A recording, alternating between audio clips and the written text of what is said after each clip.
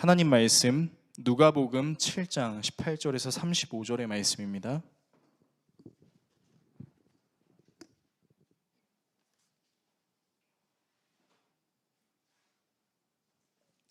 신약성경 101페이지에서 2페이지 정도에 있습니다. 다 찾으신 줄로 알고 한 절씩 교독하시고 마지막 절은 같이 읽겠습니다. 요한의 제자들이 이 모든 일을 그에게 알리니 요한이 그 제자 중 둘을 불러 주께 보내어 이르되 오실 그이가 당신이오니이까 우리가 다른 일을 기다리오리이까 하라 하매 그들이 예수께 나아가 이르되 세례 요한이 우리를 보내어 당신께 여쭈어 보라라고 하기를 오실 그 이가 당신이오니이까 우리가 다른 일을 기다리오리이까 하더이다 하니 마침 그때 예수께서 질병과 고통과 및 악귀와 를 많이 고치시며 또 많은 맹인을 보게 하신지라. 예수께서 대답하여 이르시되 너희가 가서 보고 들은 것을 요한에게 알리되 맹인이 보며 못 걷는 사람이 걸으며 나병 환자가 깨끗함을 받으며 귀먹은 사람이 들으며 죽은 자가 살아나며 가난한 자에게 복음이 전파된다 하라. 누구든지 나로 말미암아 실족하지 아니하는 자는 복이 있도다 하시니라. 요한이 보낸 자가 떠난 후에 예수께서 무리에게 요한에 대하여 말씀하시되 너희가 무엇을 보려고 광야에 나갔더냐? 바람에 흔들리는 갈대냐? 그러면 너희가 무엇을 보려고 나갔더냐? 부드러운 옷 입은 사람이냐? 보라, 화려한 옷을 입고 사치하게 지내는 자는 왕궁에 있느니라. 그러면 너희가 무엇을 보려고 나갔더냐? 선지자냐? 옳다. 내가 너희에게 이르노니 선지자보다도 훌륭한 자니라. 기록된 바 보라, 내가 내 사자를 내 앞에 보내노니 그가 내 앞에서 내 길을 준비하리라 한 것이 이 사람에 대한 말씀이라. 내가 너희에게 말하노니 여자가 낳은 자 중에 요한보다 큰 자가 없도다. 그러나 하나님의 나라에서는 극히 작은 자라도 그보다 크니라 하시니 모든 백성과 세리들은 이미 요한의 세례를 받은지라. 이 말씀을 듣고 하나님을 의롭다 하되 바리새인과 율법 교사들은 그의 세례를 받지 아니하므로 그들 자신을 위한 하나님의 뜻을 저버리니라. 또 이르시되 이 세대의 사람을 무엇으로 비유할까? 무엇과 같은가? 비유하건대 아이들이 장터에 앉아 서로 불러 이르되 우리가 너희를 향하여 피리를 불어도 너희가 춤추지 않고 우리가 곡하여도 너희가 울지 아니하였다함과 같도다.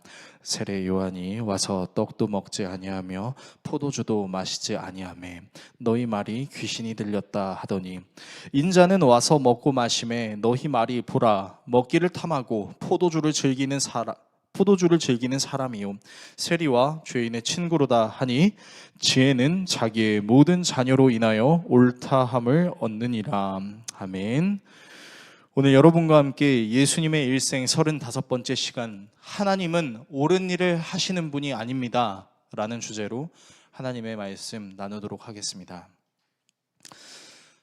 사람들은 누구나 자신이 좋아하고 해야만 하는 분야에서 잘하고 싶어하고 옳음을 증명하고 싶어합니다.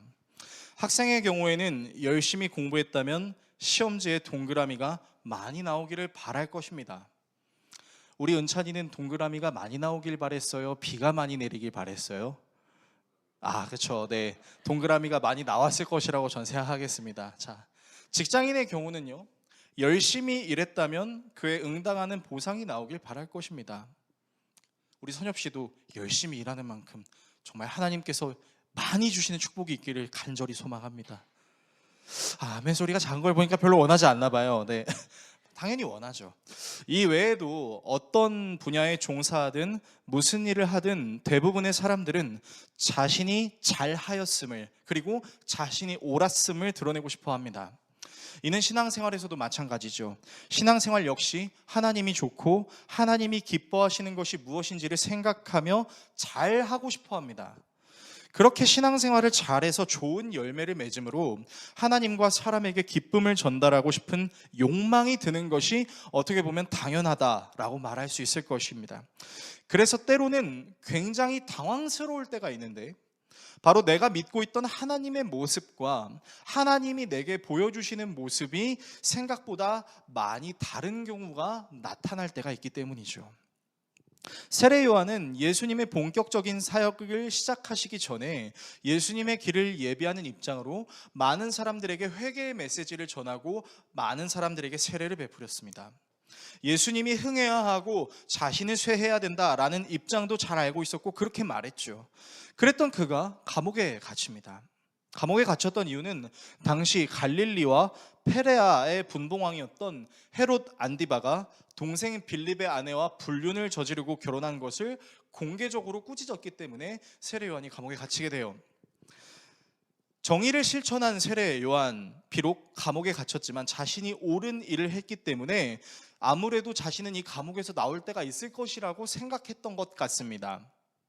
그런데 예수님께서 자신의 뒤를 이어 복음을 전하시고 하나님 나라를 이 세상에 나타낼 것이라는 기대감이 있었는데 예수님은 하나님의 나라의 위대함을 드러내는 것 같지가 않은 거예요. 제자들을 통해 들었던 예수님의 모습은 위대한 하나님의 나라를 드러낸다기보다는 병든 자들을 고쳐주고 있고 세리와 죄인과 창녀와 먹고 마시는 것을 굉장히 즐거워하고 있다라는 말이었습니다. 이에 세례 요한은 정말로 내가 증거했던 그 예수님이 진짜 메시아가 맞는 것인가? 아니면 사실 예수님은 메시아가 아니고 다른 메시아가 오는 것을 내가 기다려야 하는가에 대한 궁금증이 생겨납니다.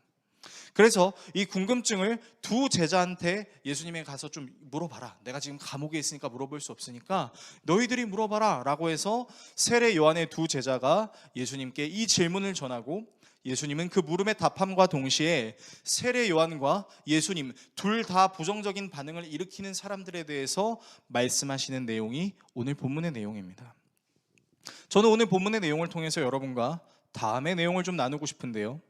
먼저 사람이라는 존재가 과연 옳고 그름을 완전하게 나눌 수 있는지에 대해 나누겠습니다. 그리고 신앙생활을 함에 있어 과연 무엇이 옳은 것인지에 대해서 나누겠습니다. 그리고 예수를 따르는 것에 대해서 나누겠습니다. 사람이 정말로 옳고 그름을 완전히 나눌 수 있는 존재인가? 신앙생활을 함에 있어서 과연 무엇이 옳은 것인가? 그리고 예수를 따르는 것이 무엇인가? 이 세 가지 내용을 여러분과 나누고 기도하는 시간을 갖도록 하겠습니다. 먼저 첫 번째, 사람은 옳고 그름을 완전하게 나눌 수 있는가입니다. 자, 인문학이 계속 발전하기 시작하면서 사람들이 자기 의견을 자유롭게 표현할 수 있는 시대들이 점점 나타나기 시작합니다. 그리고 자기들이 생각하는 옳음에 대해서 아주 자신 있게 이야기하죠. 여러분들의 핸드폰 속에 있는 여러 SNS들을 통해서라도 우리는 하루에 얼마나 많은 사람들이 얼마나 자기 자신이 생각하는 옳음을 증거하는지를 살펴볼 수 있습니다. 물론 자신의 의견을 표현하는 거 매우 중요한 일이고 우리는 모두가 그럴 수 있어야 합니다. 사람들에게는 스스로 자신의 일을 처리할 수 있는 자주성이라는 것이 있기 때문이죠. 자, 그러나 모든 일에 대해서 자기 생각만이 정답이 될 수는 없습니다. 왜냐면요, 몇 가지 이유가 있는데 첫 번째 이유는 내가 바라보는 대상을 다른 관점으로 보면 전혀 다른 모습이 보이기 때문이에요. 여러분께 한 그림을 좀 보여드리겠습니다. 자, 여러분 저 그림이 뭐처럼 보이세요? 저 그림을 보시면요, 독수리 같은 어떤 새가 아기 독수리를 둥지에서 이렇게 살펴보고 있는 모습이 보입니다.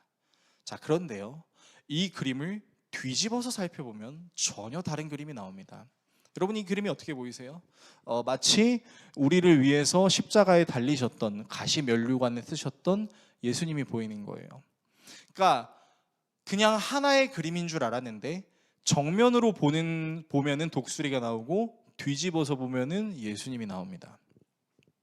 그러니까 여러분, 우리가 보는 관점에 따라서 정의가 달라지게 내려질 수 있다라는 거예요. 또 다른 이유를 살펴보자면 여러분, 사람들은 원활한 건강한 공동체를 만들기 위해서 법이라는 것을 만드는데요. 근데 이 법 역시 100% 이질감 없이 완벽하다라고 말할 수는 없을 것입니다. 인간다운 사회를 이루어내기 위해 대부분 사람들이 공감할 수 있는 내용을 교집합하여 법을 만들어내는데 여러분, 이 법이요 굉장히 올바르게 적용될 수도 있지만 굉장히 폭력적으로 적용될 수 있다는 사실을 혹시 여러분 알고 계십니까? 여러분 아마 아마 한 번쯤은 보셨을 것 같아요. 케이블 TV에 등장하는 예능 프로 중에 한블리라는 프로그램이 있습니다. 한문철의 블랙박스 리뷰라는 프로그램입니다. 그러니까 교통사고 및 손해배상 전문 변호사로 활동하시는 이분이 억울한 일을 당한 운전자분들이 자신이 직접 운전했던 그 블랙박스 파일을 가지고 와서 제대로 된 판결을 받게 해달라고 도움을 요청해서 이제 만들어진 프로가 한블리예요. 그래서 이 한블리라는 프로를 보시면 여러분들이 막 경악을 금치 못하면서 어떻게 이런 일이 일어날 수 있지라고 상상하는데, 그 어떻게 이런 일이 일어날 수 있지라고 생각하는 게 법적으로 통과되는 경우도 있습니다. 피해자가 되어야 될 운전자가 가해자로 지목이 돼서 말도 안 되는 피해 보상을 해야 되는 상황들이 되게 많이 나타나요. 그러면서 이제 그 한블리를 이제 운영하시는 한문철 씨도 계속 얘기하죠. 법이 바뀌어야 돼요. 법이 바뀌어야 됩니다 라고 얘기합니다. 자, 근데 이 법이 바뀌어야 된다라고 말하기 이전에는 그러면 이 법이 잘 적용이 되었다라는 것이고, 법이 바뀌어야 된다라는 말은 이 법이 잘 적용될 수 없는 새로운 시대가 왔다라는 사실을 우리가 알고 있다면, 여러분, 사람들이 만든 법이 과연 완전하다라고 말할 수 있을까요? 법은 계속해서 개정돼야 될 겁니다. 그 시대에 그 상황에 맞게 무엇이 옳고 그른지에 대해서 연구하고 사례를 살피고 다시 개정해야 된다라는 것이죠. 스스로 일을 처리할 수 있는 자주성이 있어도 사람들이 교집합적으로 동의하여 만들어낸 법이라는 것도 어느 정도의 옳고 그름을 분간할 수 있는 기준이 될 수는 있겠으나 100% 옳고 그름을 나눌 수 있는 기준이 된다라고는 말할 수 없다라는 겁니다. 아무리 자신이 뛰어난 전공을 가지고 있고 수많은 경험을 가지고 있다 하더라도 아직까지 내가 한 번도 경험해보지 못한 일이 일어날 수 있고, 내가 경험한 일에 대해서 다양한 견해들이 있을 수 있기 때문에 100명의 사람 중에 90명의 사람이 같은 생각을 갖고 있다 하더라도 10명의 생각이 다를 수 있다는 사실은 사람이 옳고 그름을 완전히 나눌 수 있는 존재가 아니라는 사실을 충분히 우리에게 알려준다는 것이죠. 그런데 되게 웃긴 상황이 하나 벌어집니다. 맞아요. 사람이 옳고 그름을 분간할 수는 없어요 라고 인정하는 사람들이요, 이 사람이 옳고 그름을 분명하게 가릴 수 없다라는 경우가 상당히 강하게 머릿속에 자리매김하면요, 자기 자신도 어떤 선택이 분명한지 잘 알지 못하면서 다른 사람이 선택하는 것에 대해서는 아주 쉽게 동의를 하지 못하거나 비판을 하는 경우가 굉장히 허다하게 발생한다라는 겁니다. 자, 무언가 중요한 결정을 내리는 회의하는 과정에서 아마 여러분들은 이런 비슷한 환경들을 겪어보신 경험이 있을 거예요. 자, 이 내용이 무엇인지 좀 더 이해하기 쉽게 여러분들께 한 재미있는 예화로 설명해 드리도록 하겠습니다. 자, 한 젊은 청년 커플이 만났어요. 점심시간에 만났는데 이제 밥을 먹어야 될 거 아니에요. 그래서 이제 메뉴를 고르기 위해서 남자가 여자에게 질문합니다. 자기야, 오늘 뭐 먹을까? 근데 여자가 이렇게 대답하는 거예요. 응, 자기가 먹고 싶은 거. 그래서 이 말을 벗어나지 않기 위해서 남자가 바로 얘기합니다. 그러면 우리 오늘 짜장면 먹을까? 짜장면은 칼로리가 너무 많아서 별론데. 그러면 우리 한식 먹으러 갈까? 근데 오늘 아침에 우리 순두부찌개 먹었잖아. 그러면 쌀국수 먹으러 갈까? 그 특유의 향이 나는 게 싫어. 그러면 돈가스 먹으러 갈까? 맛있는 돈가스 집은 웨이팅이 길잖아.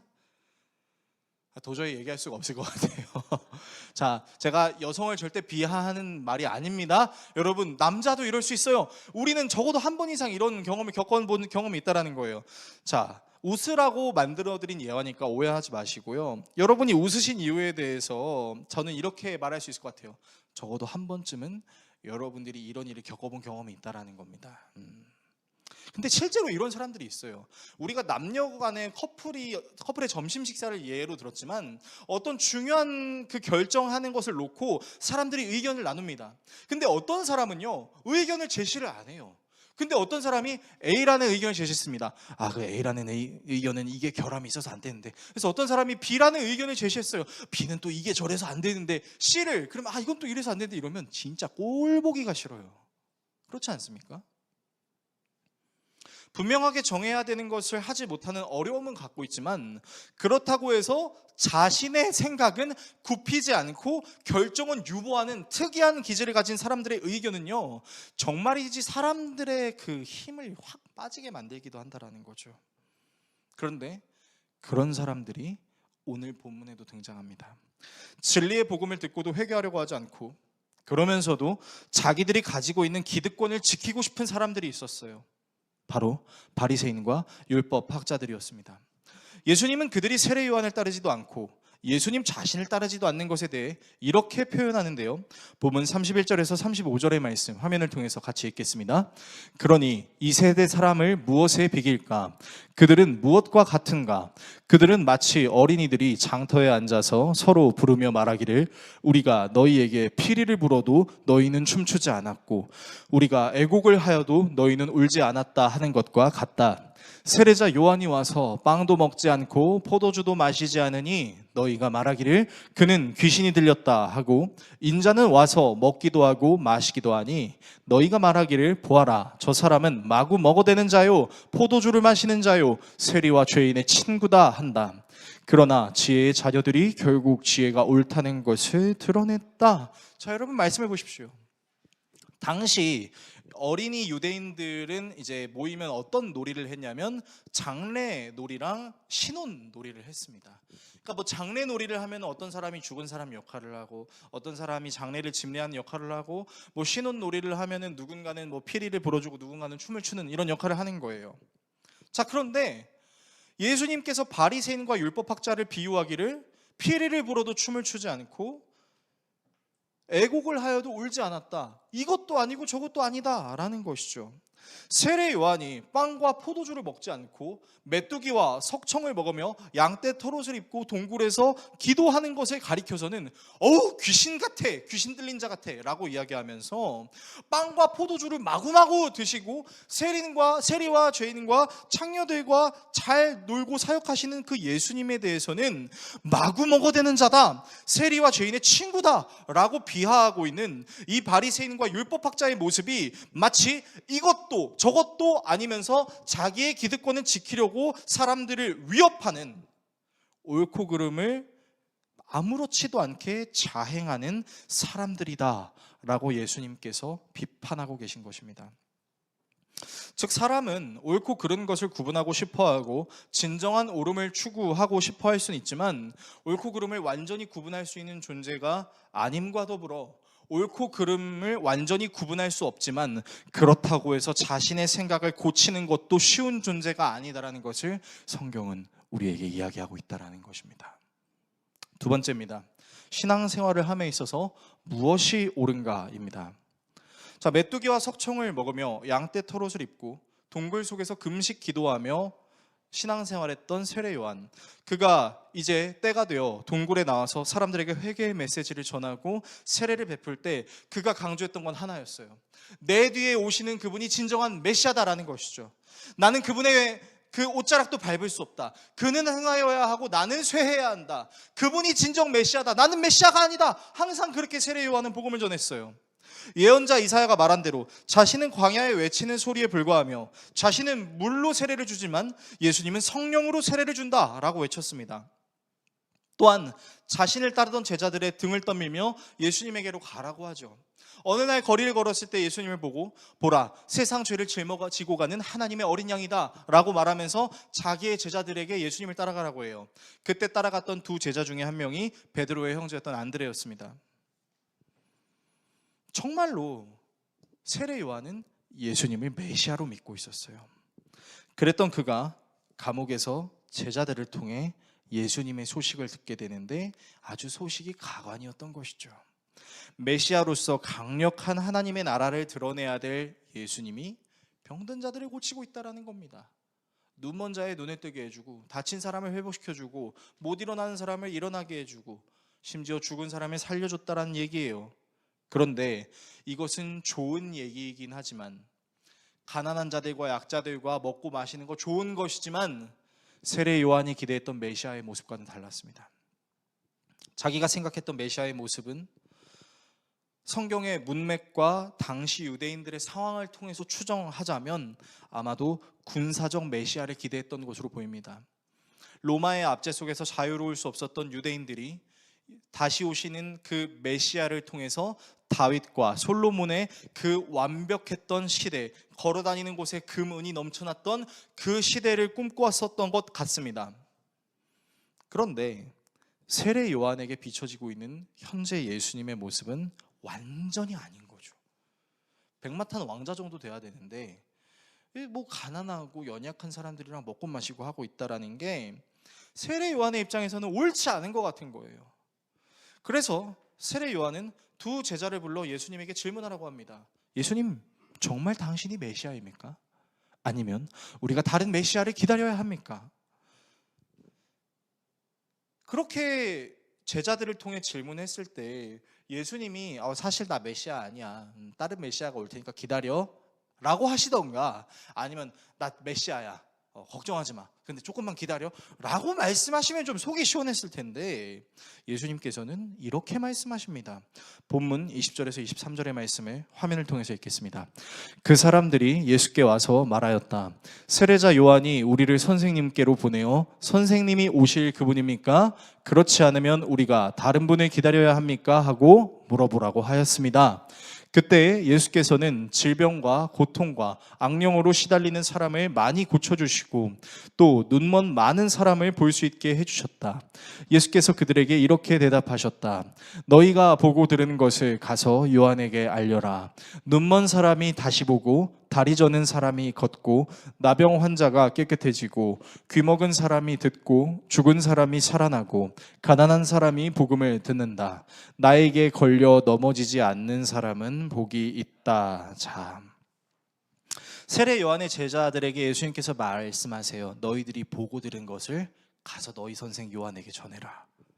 눈먼 사람이 보고 다리 저는 사람이 걷고 나병 환자가 깨끗해지고 귀머거리가 귀가 열리고 죽은 사람이 살아나고 가난한 자가 복음을 듣는 것이다.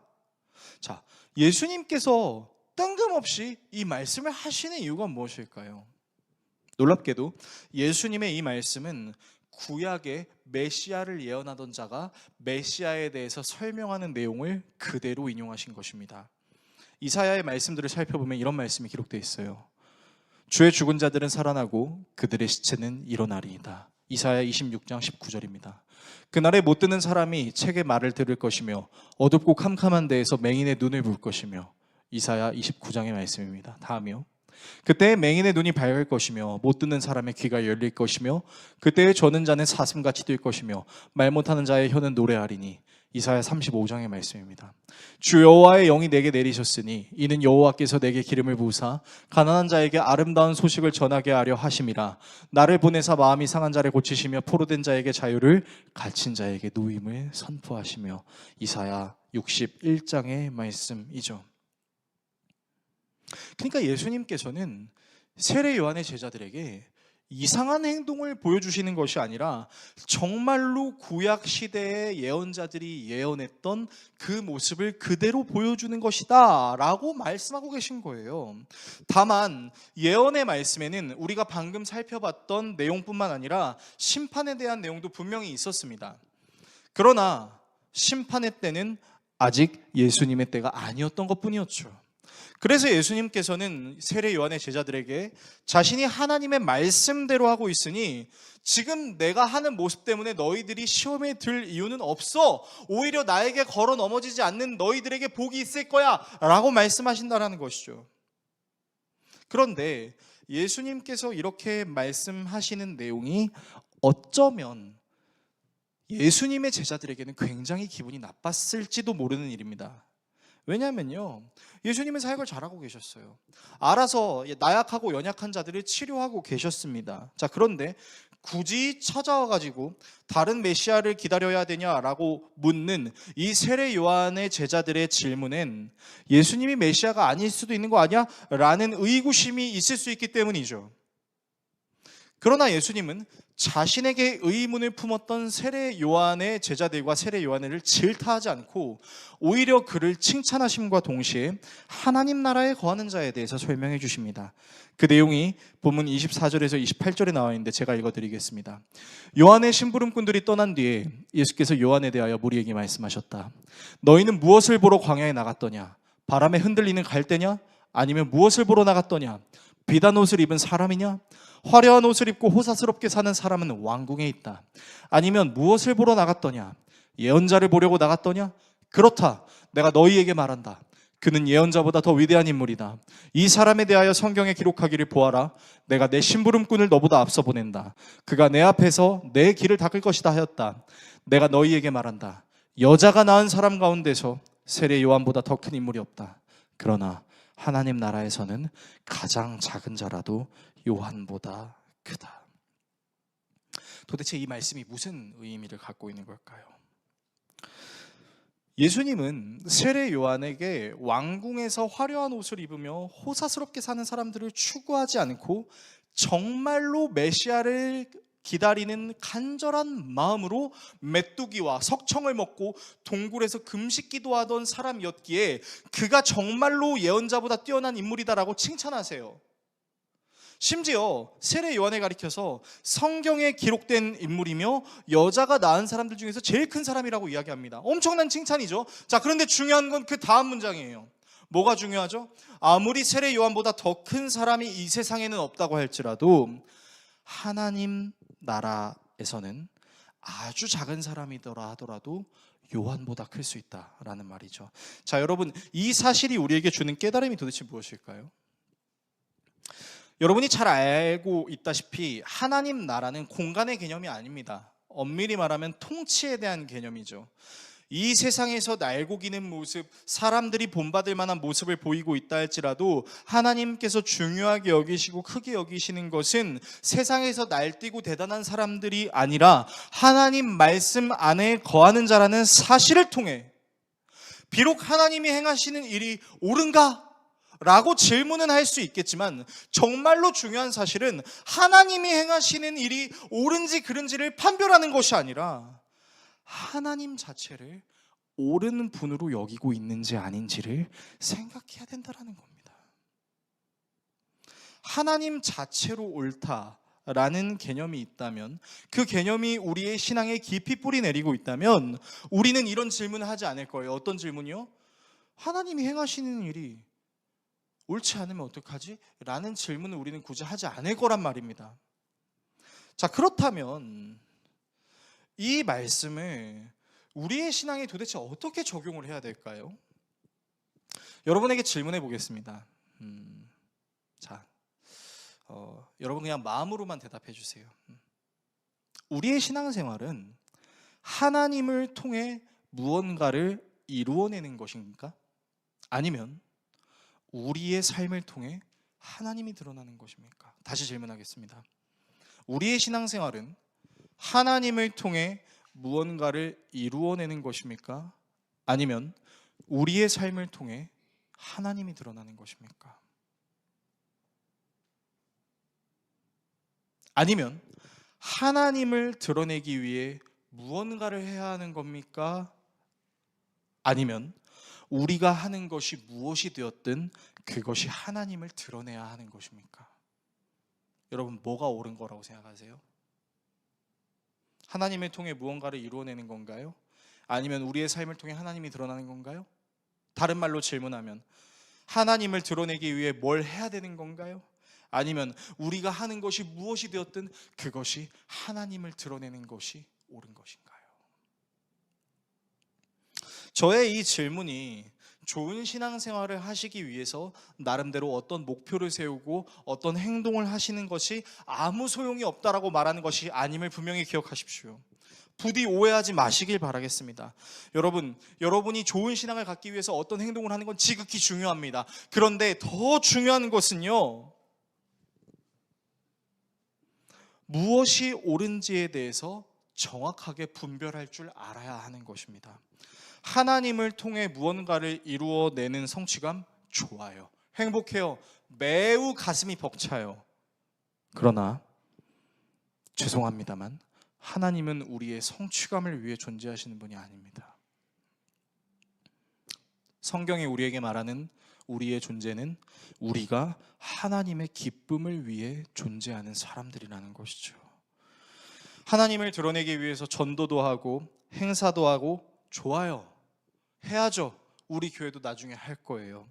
그러나 이것들만이 과연 하나님을 드러내는 것이라고 착각한다면 그것은 상당한 오해입니다.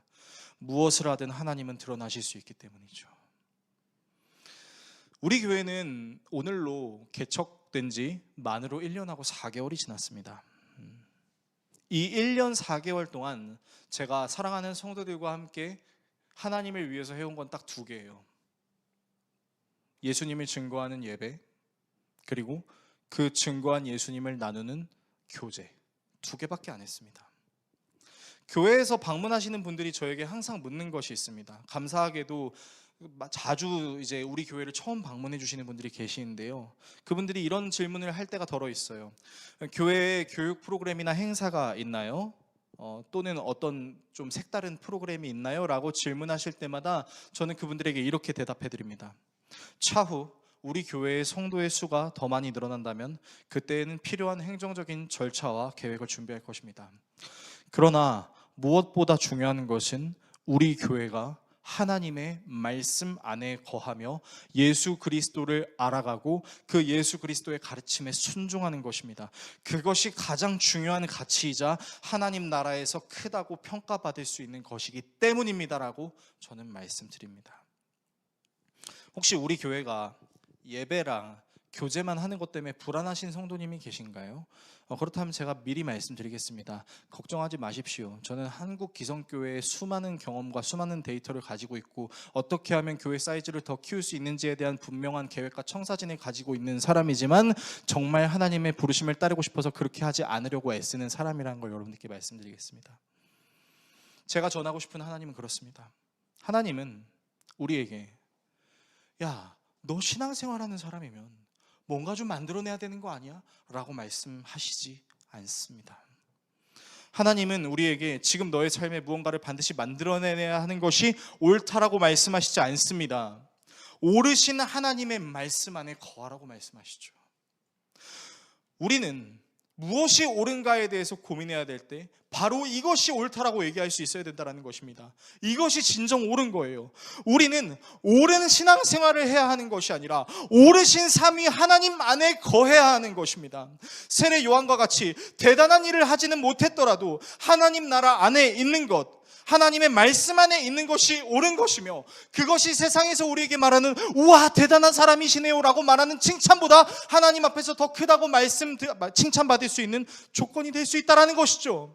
여러분, 그래서 교회는요 지극히 비생산적인 공동체입니다. 왠 줄 아세요? 엄청난 시간과 돈, 마음을 드리는 이유가 딱 하나 때문이에요. 교회의 존재의 이유는 예수님께 감화된 사람들을 만들어내는 겁니다. 하나님이 잃어버리신 어린 양을 찾는 것이죠. 그래서 우리가 이런 말 하지 않나요? 천하보다 귀한 한 사람, 천하보다 귀한 한 사람. 우리 옆 사람을 바라보면서 이렇게 축복했으면 좋겠습니다. 자, 따라해 주세요. 믿기 어려우시겠지만 시작. 당신은 천하보다 귀합니다. 네, 정말 믿기 어려운 말투로 얘기해 주시네요. 여러분, 믿기 어려우시겠지만 진짜 여러분 한 분 한 분이 하나님이 찾으시는 한 사람이라니까요. 그것을 증거하는 게 교회라니까요. 교회가 사이즈가 커지고 프로그램이 많아질 수 있죠. 많은 사람들이 모일 수 있어요. 근데 그런 것이 교회의 위상을 드러내기 위함이라면 사실은 그것은 하나님께서 기뻐하시지 않을 만한 일이 된다는 것이죠. 그래서 대형교회 목사님들이 얼마나 조심하십니까? 얼마나 주의 의의를 드러내기 위해서 얼마나 애쓰십니까? 저는 정말 대형교회 목사님들이 얼마나 힘들게 사역하는지를 잘 알고 있어서 그래서 가끔 너무 안쓰럽다는 생각이 들어요. 그리고 그런 안쓰러운 생각이 저에게도 될까 봐 무섭습니다. 우리가 추구해야 하는 건 하나님은 오르세요이지 우리가 하는 행위를 하나님의 이름을 빌어 우리가 하는 행위가 옳아요라고 증명하는 것이 아니기 때문이라는 것입니다. 이 세상에서 그 어떤 것보다 사람을 얻는 것만큼 귀한 것은 없습니다. 이 세상에서 그 어떤 것보다 하나님의 복음보다 더 귀할 수 있는 것은 아무것도 없습니다. 그래서 우리는 이렇게 찬양하지 않았어요? 주 예수보다 더 귀한 것은 없네. 이 세상 무엇과 바꿀 수 없네. 그러므로 여러분들께 고면합니다. 여러분, 우리가 하는 행위가 옳은 것이 아니라 하나님이 옳으신 분이십니다. 우리가 주를 위한다고 하는 행동과 삶이 옳은 것이 아니라 우리를 그렇게 살게 하시는 하나님이 옳으신 것입니다. 세 번째, 예수님을 따르는 것입니다. 옳은 신앙생활이란 사람들의 이목을 끌만한 것, 내가 생각하기에 옳다고 생각하는 행위에 신앙을 녹여내는 것이라고 말하기보다는 우리에게 말씀하신 그 예수님을 따르는 것이 진정 옳은 신앙생활이라고 말할 수 있을 것입니다. 그리고 이런 옳은 신앙생활은 여러 가지 모습으로 나타날 수 있습니다. 왜냐하면 예수님이 가르쳐 주신 내용은 실로 굉장히 다양하고 그 깊이가 이루 말할 수 없을 정도로 깊기 때문이죠. 그래서 우리가 신앙생활을 할 때 가장 중요한 것 중에 하나가 무엇이냐면요, 예수님께 질문하는 겁니다. 오르신 예수님의 말씀대로 내가 정말 예수님의 말씀대로 잘 따르고 있는지, 혹여나 내가 예수님의 말씀 안에서 벗어나진 않았는지를 기도로 예수님께 묻는 거죠. 예수님, 제가 예수님 잘 따라가고 있을까요? 예수님, 제가 예수님의 말씀 안에 정말 거하고 있는 것일까요? 그렇게 돌아봐야 된다는 것이죠. 그래서 예수님은 길이고 진리고 생명이시라는 것이죠. 그리고 내 생각과 다르더라도 예수님의 말씀이라면 내 생각을 고치고 따를 수 있는 의지가 나에게 있는지를 살펴야 할 것입니다. 왜냐면요, 우리 마음속에는요, 예수님의 뜻이 옳은 거를 알겠는데 그럼에도 불구하고 여전히 굽히고 싶지 않은 나의 정말 이상하리만큼 강한 자아가 있기 때문이에요. 아까 설교의 그 서론 부분에서 그런 말씀 드리지 않았습니까? 무슨 의견 제시하면 아닌 것 같아. 무슨 의견 제시하면 아닌 것 같아. 어쩌라고, 네 의견은 뭔데? 모르겠어. 근데 아닌 것 같아. 안 굽혀요. 근데 여러분, 예능 프로그램이나 다큐 보면 정말 그런 사람들이 이 세상에 있다는 게 너무 놀랍지 않으십니까? 어떻게 저런 인간이 있을 수 있어? 근데 더 소름 끼치는 게 뭔지 알아요? 그게 여러분이에요. 여러분 잘 꺾이는 줄 아세요? 여러분도 절대 안 꺾이는 무언가가 있어요. 다만 드러내지 않을 뿐이지. 꼭 그걸 남편, 아내한테, 자녀한테 드러내서 문제가 되는 경우가 생기는데, 저도 안 굽혀요. 저도 제 아내가 제발 치약을 끝에서 위로 짜줬으면 좋겠는데, 자꾸 제 아내가 치약을 가운데서 짜면 정말 같이 산 지 지금 몇 년이나 됐는데, 연애를 포함해서 거진 15년이나 됐음에도 불구하고 여전히 적응되지 않는 것 중에 하나가 바로 이 치약 짜는 건데, 이 치약 짜는 거 하나 때문에 제가 제 아내를 정죄의 눈빛으로 쳐다보는 저를 바라볼 때마다 얼마나 너는 하나님의 은혜가 없이는 살아갈 수 없는 존재인지를 저도 깨닫는다는 거죠. 그래서 우리 중요해요. 어떤 게요? 내 생각과 다르신 주님의 뜻에 내 생각을 철저히 굽힐 수 있는 의지가 우리에게 정말 필요하다는 거죠. 그래서 그리스도인의 겸손은 내가 맞다고 생각하더라도 예수님이 아니라고 말한다면 그 즉시 내 생각을 접는 것이 그리스도인의 겸손이라고 할 수 있겠습니다. 이런 신앙을 통해 우리가 분명히 해야 할 것은 예수님의 일생을 이용함으로 내 생각을 관철시키려고 하는 것인지, 아니면 예수님의 사역 안에 나 자신을 집어넣음으로 내가 예수님 안에 거하려고 하는 것인지를 구분할 수 있어야 한다는 것입니다.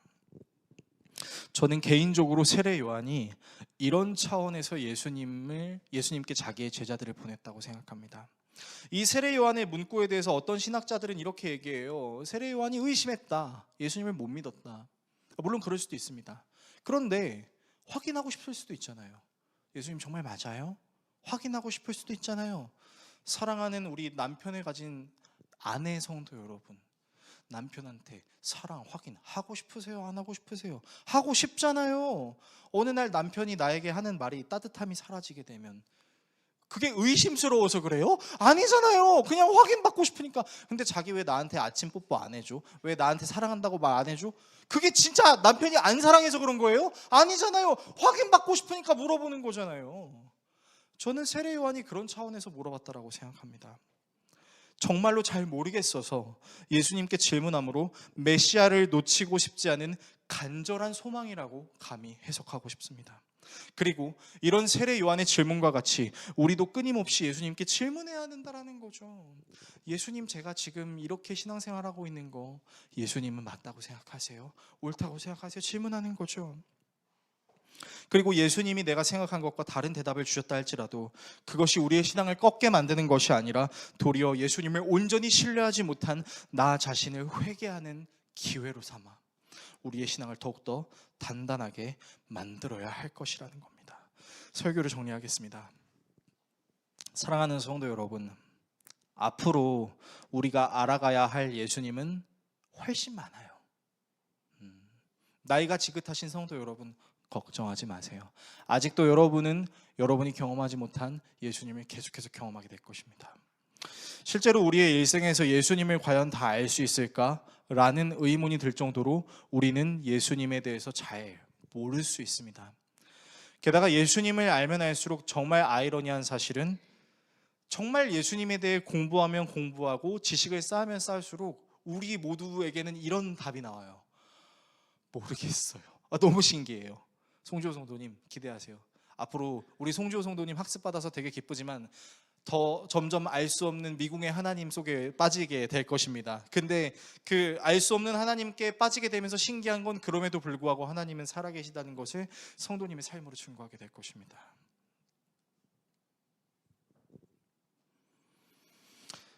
우리의 이해관으로는 도저히 받아들일 수 없는 예수님의 사역이 너무나 많이 있습니다. 그래서 신앙생활을 깊이 하면 할수록 나 자신의 가치관과 예수님의 가치관이 충돌하는 기이한 현상을 여러분은 신앙생활을 하면서 계속 경험하게 될 것입니다. 그리고 때로는 내가 가지고 있었던 신앙도 몽땅 잃어버릴 수 있는 위기를 경험할 수도 있을 것입니다. 그래서 기억해야 돼요. 무엇을요? 하나님은 내가 생각하는 옳은 일을 하시는 분이 아니라는 사실 말입니다.